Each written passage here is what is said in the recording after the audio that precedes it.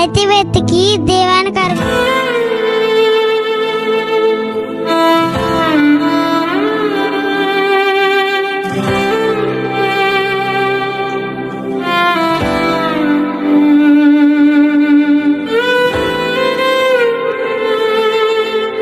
అందరికీ ప్రైజ్ చూడండి. బాగున్నారా? ఇది వాగ్దానము.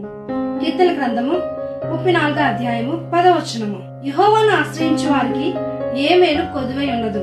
ఈ ఉదయకాల సమయంలోనే ఈ లోకంలో మన మనుషులం కాబట్టి అందరి మీద ఆశ్రయిస్తాం, అందరి మీద ఆధారపడతాం. బంధువుల మీద, స్నేహితుల మీద, భార్య అయితే భర్త మీద, పిల్లలైతే తల్లిదండ్రుల మీద, లేదా మనము ఎవరొక్కరి మీద ఆధారపడుతూ ఆశ్రయిస్తూ ఉంటాం. కానీ దేవుడు ఏమని చెప్తున్నారంటే యెహోవాను ఆశ్రయించే వారికి ఏ మేలు కొదువై ఉండదంటండి.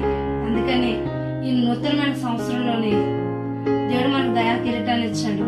కాబట్టి ఆయన యందు ఆధారపడదాం, ఆయన యందు ఆశ్రయిద్దాం. ఆశ్రయించి గొప్ప మేలుతో మనము మన జీవితాలు అనేక మందికి ఆశీర్వాదకరంగా మలుచుకుందాం. ప్రార్థన చేసుకుందాం. జీవంగల దేవుడా, సజీవంగల దేవుడా, మీకు వందనాలు చెల్లిస్తున్నాం. అయ్యా, మిమ్మల్ని ఆశ్రయించడం మాకు నేర్పించండి.